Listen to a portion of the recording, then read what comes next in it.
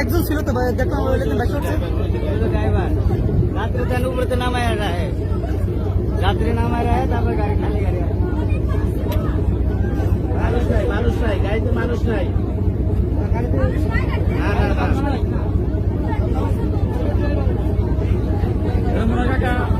control করতে পারে না এই জ্বালা সহ মনে হয় করেছে